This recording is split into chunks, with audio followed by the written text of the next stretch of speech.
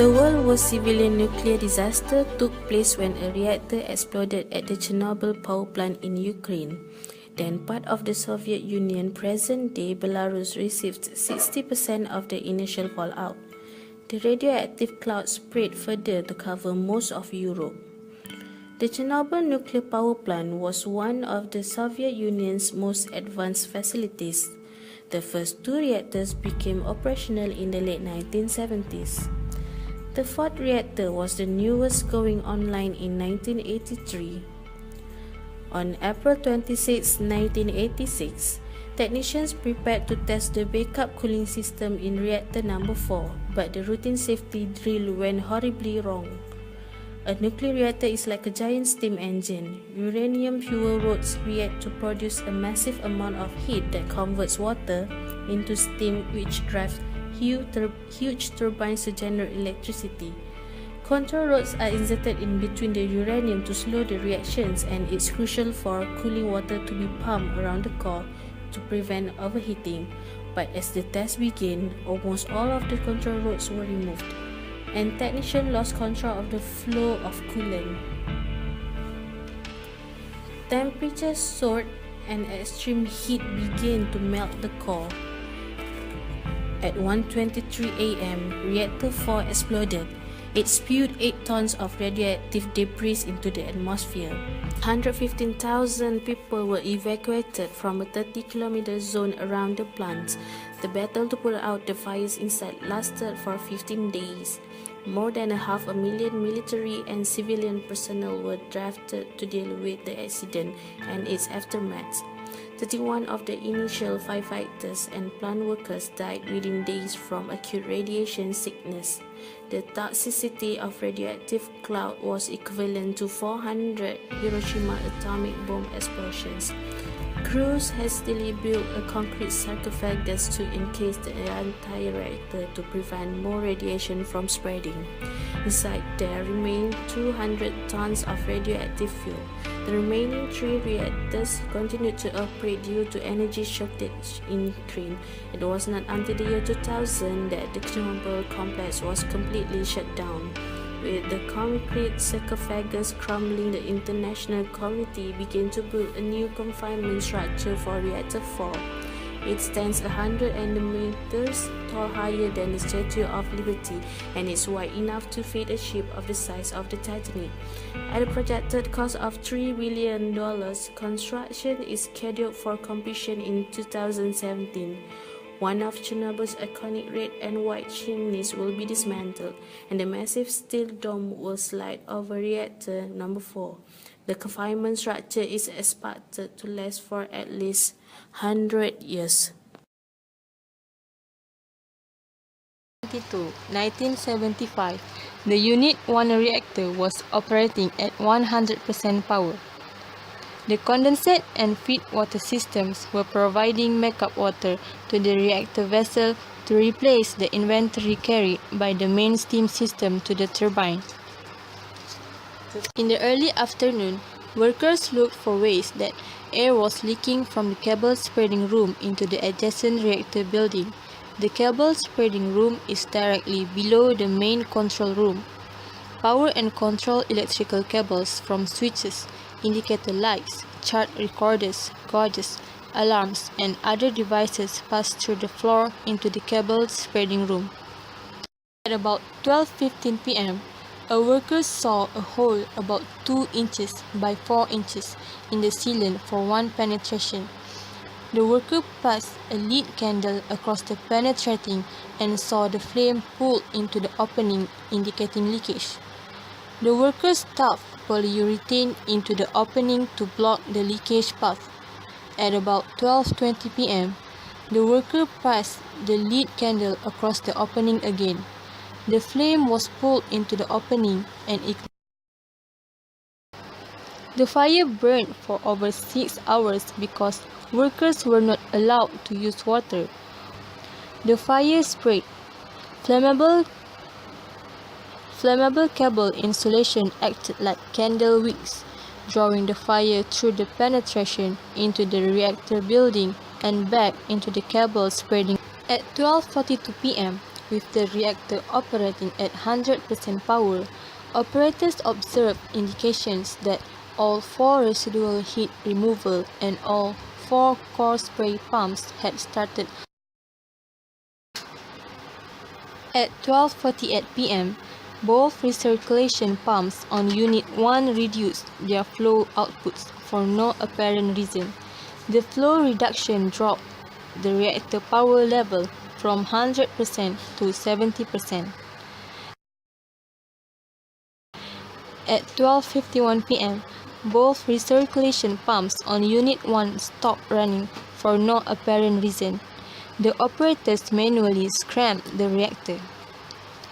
At 12:53 p.m., the operator turned off all but one feedwater pump and turned off the condensate and the condensate booster pumps that were no longer needed to provide backup flow to the shutdown reactor.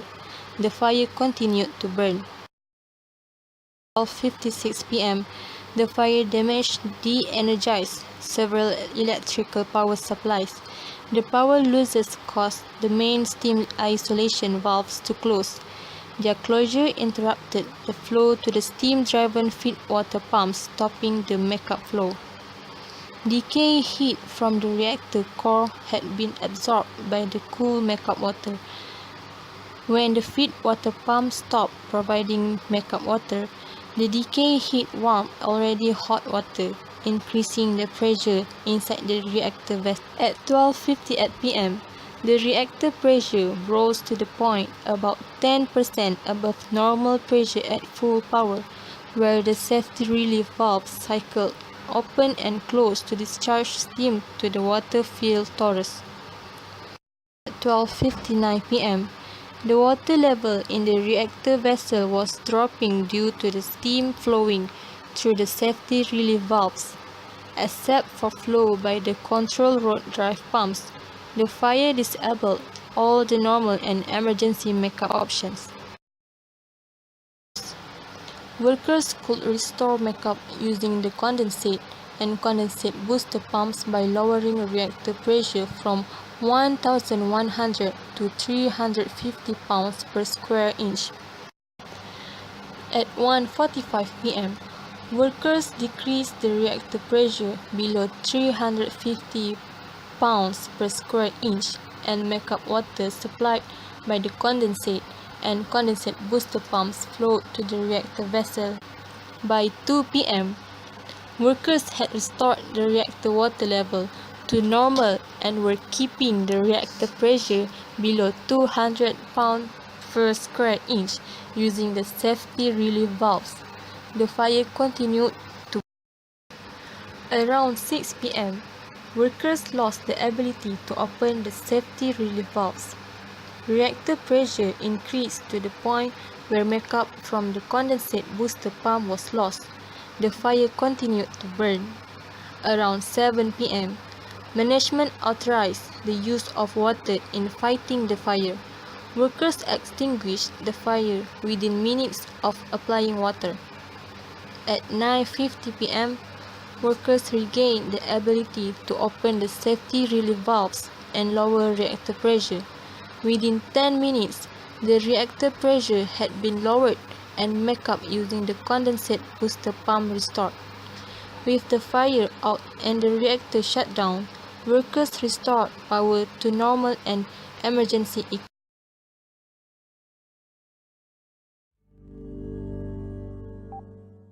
On March 28, 1979, the United States suffered its most serious commercial nuclear power plant accident at the 3 Mile Island facility near Harrisburg, Pennsylvania. The accident released very small amount of radioactivity and had negligible effect on the public health and the environment, but it brought about sweeping changes at the Nuclear Regulatory Commission. The accident started around 4 o'clock in the morning when the pump failures and improperly closed valve prevented the steam generated from removing heat produced by the chain reaction in the nuclear reactor. Removing this heat is essential to prevent reactor damage, and cooling water is pumped through the reactor and the steam generators to do so. When the cooling water stopped flowing to these steam generators, The reactor automatically shut down, just as it was designed to do in such situation. Unfortunately, relief valve that helped lower pressure in the reactor didn't close properly. Pressure continued to drop, and cooling water escaped from the reactor. Instruments that should have helped the reactor operators understand the situations provided confusing information, including false indication that the relief valve were closed. As a result, the operator did not understand why pressure was falling, and some of their subsequent actions made matters worse when they mistakenly turned off the reactor cooling pumps. The fuel began to overheat. The NRC dispatched a team of experts as soon as the news of the accident reached authorities. Other agencies, such as Department of Energy and the Environmental Protection Agency, also mobilized response team. By midday, TMI sonar and the Department of Energy sampled radioactivity in the atmosphere above the plant. By evening, the operators had restored cooling to the core, and the reactor appeared stable. But within a short time, new worries emerged about the hydrogen created when the zirconium cladding reacted with the steam.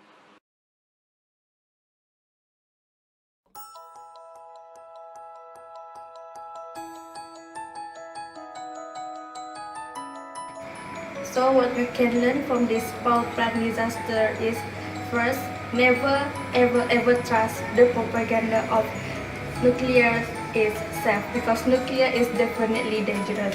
And secondly, what we can learn is, when there is an alert of emergency alarm, please run away from that place. Okay, and lesson number 3 that we can learn from this power plant disaster is, the workers should learn the basic principles of the safety rules, even the residents around that area. Thank you.